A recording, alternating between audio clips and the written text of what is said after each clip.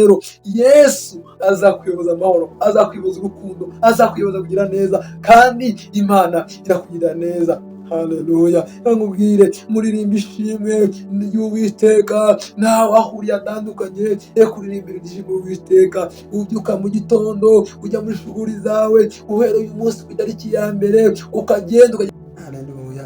Imana ishimwe cyane. Amen. Ni ukuvuga ngo iyo tuvuga ngo ubwenge bw'Imana ko nta handi tubushakira, ni ukuvuga ngo icyo twifuza ntawe tugishakira kure yacu. Ugira ibyo wirengagiza, hanyuma ugire n'ibyo ugeraho. Haleluya. Ibyo wirengagiza ni iki? Uvuga ngo wirengagiza ubupfu bwawe, ahubwo ukakira ubwenge bw'Imana muri we. Kuko usomye mu gitabo cy'Abakorinto ba mbere igice cya 24 yaravuga ngo Kristo we yaduhindukiye imbaraga, ikindi aduhindukira n'ubwenge. Haleluya. Niba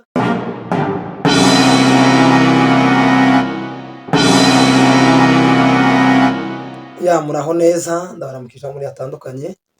Uyu ni umwanya mwiza Imana kandi yongeye kuduha nka RMO Family in God we Trust, cyangwa se Rudasoni Commerce Official. Mu Mana niho twizereye, tubaye kaze. Uyu ni umwanya mwiza kandi twongeye kugaruka hano hantu. Muri no minsi ntabwo igenyine, turi kuza hano turi kumwe n'umudamu, cyangwa se umudamu wanjye. Nishimiye ko Imana duhaye umwanya nk'uyu mwiza. Rero reka tumuhe kazi karibu cyane. Hangira umuyobozi kuba mu rugo rero cyangwa nawe bakwakira abantu. Turashimira Imana aka kanya kugira ngo dusangire icyo Imana yadushyize ku mutima. Turabahaye ikaze abadukurikirana, inshuti zacu hirya no hino, kandi Imana ibahe ikaze cyane. Amen. Murakoze cyane. Tubahaye ikaze rero mu Mana niho twizereye RMO. Uyu mwanya nk'uko twari tubize, twishimiye kubaha kaze. Iki ni ikiganiro kirangiza umwaka, cyangwa se message dutanga buri mwaka.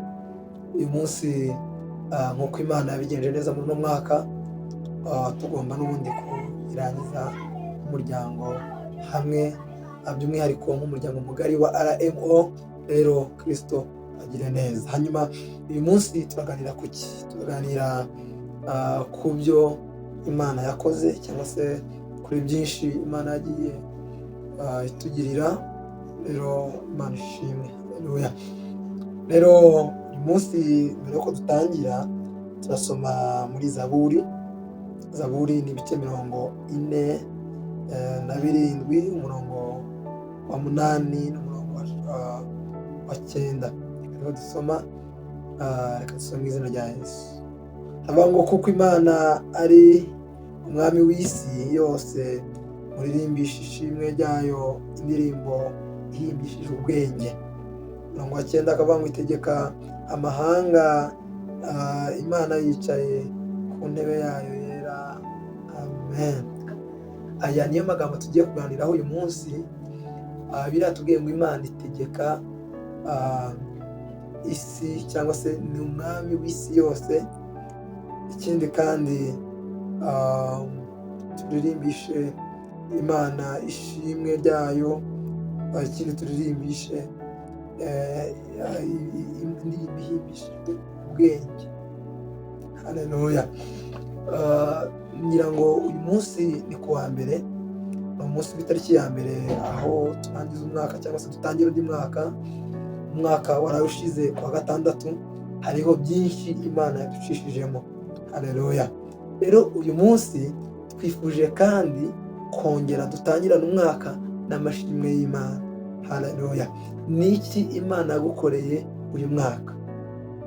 Birashoboka hari ibyo Imana yagukoreye nawe ubwawe ufite amashimwe washima. Uyu mwanya kandi hari imigambi n'imigabo n'imigambi ufite yo kugira ngo uzuze muri uno mwaka wa 2024 twatangiye uyu munsi. Haleluya. Hanyuma rero niba ufite imigambi, ufite n'ibyo uri murifuza Imana ikugirira, ntaho rirajya. Imana n'ubundi iracyari ku ntebe y'imbabazi, ifite kandi kugira neza, ifite kandi kuguha umugisha nk'uko yabikoze n'ubu iracyabikora. Haleluya. Rero twasomye ijambo hano ryavuze ngo kuko Imana ari umwami w'isi yose, muririmbishe ishimwe ryayo indirimbo yuhimbisha ubwenge. Ni ukuvuga ngo muri uno mwaka reka ubwenge aribwo buzaba umugabane wawe ku Mana. Haleluya. Kubera ko Salomo ajya gusaba Imana, asenga Imana, yabonye nta kintu na kimwe yasaba Imana. Aravuga ngo icyo nasaba Imana mubwiye ngo abanzi banjye bapfe ariko nzagira ubukene, bazapfa ariko nzagira ubukene, nzabona ubukire ariko n'ubundi nzagira abanzi benshi. Salomo yaravuga ngo nzasaba ibindi byose ariko cyane cyane icyo nzasaba Imana ubwenge. Aravuga ngo ubwenge nicyo kintu nyamukuru buri mukristo wese agomba gusaba, agomba kwifuza mu buzima bwiwe. Haleluya. Kubera ko niba uyu mwaka tugiye gutangira cyangwa se twatangiye ari umwaka Imana ifite kugira neza, nawe ubwawe ufite byinshi ugomba kubwira Imana. Haleluya. Ibyo rero uri bubwire Imana nicyo nikijyanye n'icyo Uwiteka yakora ku buzima, n'icyo Uwiteka afite gukora ku buzima bwawe. Uwiteka afite byinshi yakora ku buzima bwawe, guhera mu munsi tariki ya mbere kugeza ku itariki ya nyuma y'umwaka wa 2024 hari ibyo Imana ifite gukora. Hanyuma niba ari Imana ifite gukora rero, uyirimbishe indirimbo y'ubwenge yo gushima Imana ko hari icyo Imana yakoze. Hanyuma umurongo wa 9 atubwiye ngo Imana itegeka amahanga yicaye ku ntebe yayo yera. Kubera yuko dukora ibintu byacu uko twiboneye, rimwe na rimwe ntabwo tubasha kugera kubera kw'Imana kugira ngo dukore ibintu uko bikwiriye. Haleluya. Ni ukuvuga ngo rero kugira ngo ugere ku cyo Imana ishaka cyangwa se kukwera kw'Imana, birasaba kugira ngo ugire ibyo wirengagiza, hanyuma ugire n'ibyo ugeraho. Haleluya. Ibyo wirengagiza ni iki? Uvuga ngo wirengagiza ubupfu bwawe ahubwo ukakira ubwenge bw'Imana muri we. Kuko usomye mu gitabo cy'Abakorinto ba mbere igice cya 24 yaravuga ngo Kristo we yaduhindukiye imbaraga, ikindi aduhindukira n'ubwenge. Haleluya. Niba Kristo rero aguhindukiye imbaraga kubera n'ubwenge, uyu mwaka wirengagize ubupfu bwawe, wirengagize ububagito bwawe, ahubwo ushyira imbere ubwenge bw'Imana kuri wewe. Haleluya. Hanyuma niryo jambo nakutangirizaho uyu mwaka, kubera ko ni umwaka w'ibisubizo, ni umwaka w'amashimwe, ni umwaka kugera kuri byinshi Imana ishaka kugezaho. Hanyuma rero niba Imana ishaka kugeza kuri ibyo byose, uramenye ntuzabure ubwenge cyangwa se ujye mu bindi bintu bidakwiriye, ahubwo reka ugire kumenya Imana n'ubwenge muri wowe kugira ngo ubashe kuyimenya, hanyuma ubashe kuko Imana ari iyera. Navuga ngo Mana, hanyuma nanjye basha kugeraho nanjye nse nk'uko ushaka. Biravuga ngo duhora twezwa n'amaraso ya Yesu Kristo. Yesu amaraso yamenye ku musaraba, yaje kutweza, yaje kunyeza, yaje kweza nawe nanjye n'undi. Bivuga ngo kuko Yesu yaje kutweza, rero dufite izo mbaraga zo kubwira Imana ngo Mana, natwe watweza, natwe twazamura amaboko yacu yera tugushima. Haleluya. Hanyuma Uwiteka Imana ibagire neza. Uyu mwaka mutangirane amashimwe, mutangirane imbabazi, mutangirane gukomera, mutangirane gukomorerwa. Haleluya. Ntabwo ngiye kwiharira ijambo, ndi kumwe n'umudamu, hari ukuntu Imana ijya ibigenza akabasha kuganiriza namwe, akabasha kubaganiriza, reka nawe abaganirize, ababwire byinshi, kuko dufite byinshi twavuga byo gushima Imana byakoze ku mwaka ushize. Umwaka warushize wari umwaka byinshi Imana yakoze tugomba gushima. N'uyu mwaka hari ibyo tugomba kugeramo, rero reka nawe agire icyo avuga, abaganirize, hanyuma ndabizi neza hari icyo tugomba gushima Imana. Haleluya. Amen. Karibu cyane. Yesu nashimye cyane. Amen. Turanezerewe kuba muri uyu mwaka mushasha.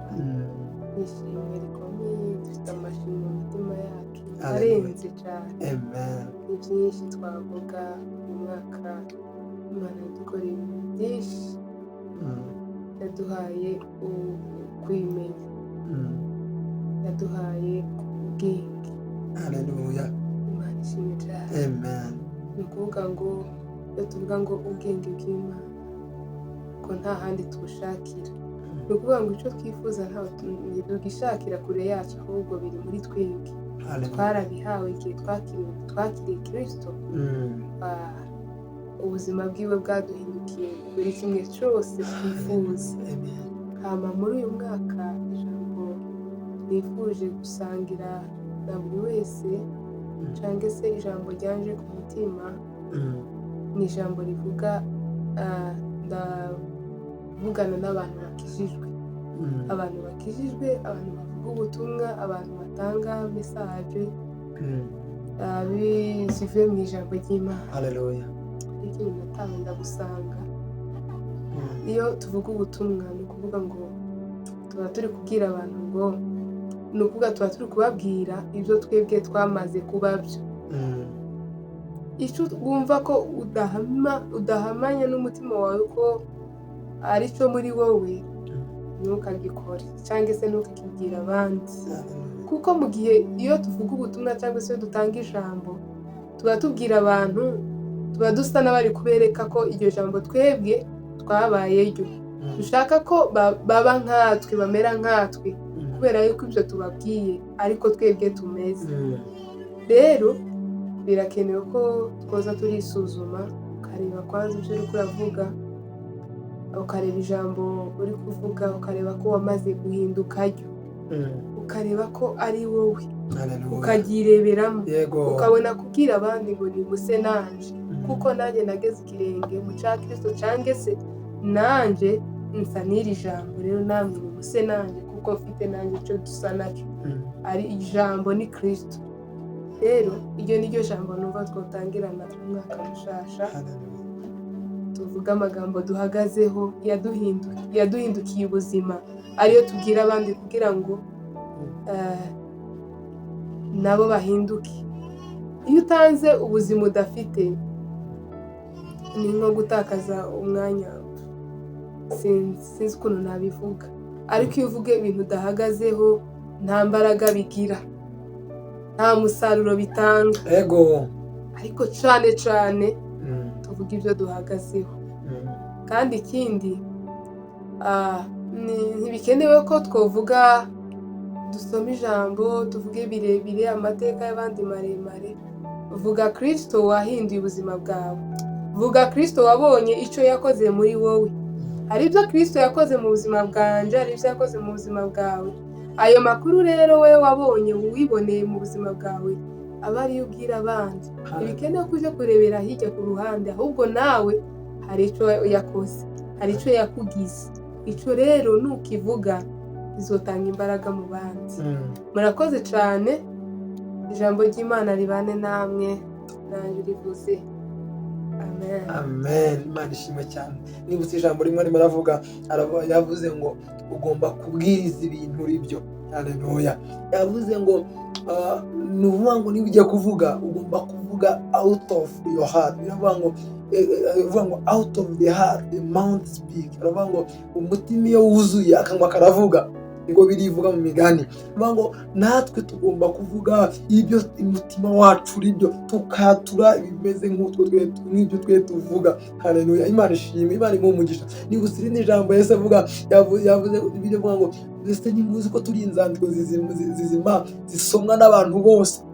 Haleluya. Ngo niba nawe uri urwandiko rusomwa n'abantu bose, niba ujya kuvuga ubutumwa bwiza, niba nawe Imana yaguhaye ingabire yo kugira ngo utangarize abantu kugira neza ku Uwiteka, reka nkubwire nawe ugomba kuba umwe wo kugira ngo ubashe guhagarara mu kirenge cya Kristo. Reka nkubwire iravuga ngo tugomba kugira mu kirenge cya Kristo. Reka nkubwire Pawulo niwe yavuze ngo mugire mu kirenge cyanjye uko nanjye ngera mu cya Kristo. Natwe reka twige urwo rugendo, twige kugira ngo tumenye nk'uko Kristo ashaka, twige kugira ngo tumenye nk'uko Uwiteka ashaka. Imana ishimwe. Muvandimwe, nawe reka nkubwire ibyo urimo urakora bitandukanye, uyu mwanya Uwiteka arakugira neza, uyu mwanya Uwiteka yaguha umugisha, uyu mwanya Uwiteka yagufungurira imiryango. Aha twasomye yaratubwiye ngo kuko Uwiteka ari we mwami w'isi yose. Reka nkubwire uyu mwaka wa 2024, reka Uwiteka akubera umwami utegeka isi, reka Uwiteka akubera umwami utegeka ubuzima bwawe. Uyu mwanya reka Uwiteka akubere umurengezi, Uwiteka akubere umucunguzi, Uwiteka akubere byinshi mu buzima bwawe. Haleluya. Uko umva nkubwire, umuntu nakubera umwami, umuntu nakubera umuyobozi, azagukandamiza, azakwicisha agahato, azakwicisha akarengane, ariko Uwiteka nakuyobora. haleluya, azakwiyoboza urukundo. biravuga ngo ni umwami w'amahoro. Niba ari umwami w'amahoro rero, Yesu azakwiyoboza amahoro, azakwiyoboza urukundo, azakwiyoboza kugira neza, kandi Imana irakugirira neza. haleluya. nkubwire muririmba ishimwe ry'Uwiteka, nawe aho uri hatandukanye, kuririmbira igishimwe Uwiteka. ubyuka mu gitondo ujya muri shughuli zawe, uhereye uyu munsi ku itariki ya mbere ukagenda ukagera ku itariki ya nyuma y'umwaka wa 2024. Uwiteka Imana izabane nawe, izagukingurira imiryango ibigoye ku buzima bwawe, ibikureho, hanyuma Uwiteka azabane nawe muri byose. haleluya. hanyuma uyu mwanya tugiye kurangiza, ariko mbere ko turangiza, birashoboka kuri muradukurikira nturakira Kristo, urangije umwaka tutangiye undi, ntabwo urakira Kristo. ariko niba utarakira Kristo, ndagira ngo uhe umwanya nawe, uyu mwanya ni uwawe. ubwiye Kristo ngo mwami, ndasaba kandi kongera kunyoza, ndasaba kandi ko nanjye mba mu muryango w'abana b'Imana, ndasaba ko nanjye wakongera kandi ukandeba n'amaso y'impuhwe n'imbabazi. niba uri aho ngaho utarakira Kristo, ndagusaba uyu mwanya usubiranemo natwe aya magambo, hanyuma Kristo arabana nawe muri byose. amen. Reka ngusabe rero, niba uhari usubire amagambo natwe, vuga ngo mwami Yesu, numvishe ijambo ryawe, numvishe ko uri umwami n'umukiza w'ubugingo bwanjye. uhereye none ndakwakiriye, ndakwihaye, untegeke, unyobore, usibe izina ryanjye mu gitabo cy'urupfu, ahubwo uryandike mu gitabo cy'ubugingo. uhereye none ndi uwawe, untegeke kandi unyobore mu izina rya Yesu. amen. wabarira ibyaha byanjye birakoze bitandukanye, uyu mwanya ndi icyaremwe gishya muri Kristo Yesu. amen. Uwiteka Imana kugire neza. biravuga ngo niba watura ibyaha byawe ukavuga ko ukemera ko Kristo ari umwami, uzaba ukijijwe kandi uzaba uri mu muryango w'abana b'Imana. usubiyemo aya masengesho, urakijijwe, Kristo ni umwami n'umukiza w'ubugingo bwawe. hanyuma uyu munsi mu ijuru impundu ziravuga, hanyuma uhinduka icyaremwe gishya nk'uko Bibiliya ivuga mu gitabo cy'Abakorinto ba kabiri ibice 5:14 bivuga ngo uri muri Kristo Yesu abahindutse icyaremwe gishya, ibya kera biribagiranye, hanyuma dore utangiye ibindi bishya. uyu mwanya usubiyemo isengesho, uba icyaremwe gishya, utangira urundi rugendo rushya, Imana iri kumwe nawe. haleluya. reka nsaba umudamu adufashe gusenga, aho uri atandukanye yasengere mwe mwakiriye ijambo ry'Imana. turahimbaza izina rya Yesu, ubwiza bwa Kristo, turishima urukundo rw'Imana dukunda. asandi Yesu ko ari wowe ubohora, asandi ko ari wowe usanga abari mu byaha ukabakuramo, asandi yuko ushoboye kugera mu mitima y'abantu bose batarakwakira bakabasha kukwakira umwami n'umukiza w'ubuzima bwabo. reka uganze imitima y'abera bose, reka uganze imitima mwami, abazotegera iki kiganiro bazohure n'ubwiza bwawe, abazategera iki kiganiro batarakizwa bazobashe gukizwa mu izina rya Yesu. abakijwe nabo bafite ibibazo bitandukanye bazobashe kwakira ibisubizo kubwira ijambo ryawe. Kristo uri Imana ikomeye, uduhe kugukunda muri uyu mwaka, udushoboze kukumenya kandi muri uyu mwaka utwongerera imbaraga zo kubandanya urugendo. tugushima ibyatubayeho, tukuragije ibiri imbere. asandi kuri Imana yacu, asandi kudukunda, asandi kutwitayeho muri byose. turagushima kuko uri kumwe natwe, turagushima kuko ari wowe mwungeri wacu, turagushima kuko ari wowe ubuzima bwacu, niwe gukiranuka kwacu. ishimwe ni iryawe, utugire neza muri byose, mu izina ryawe girera tubisenze twizeye Yesu Kristo wa Nazareti. amen.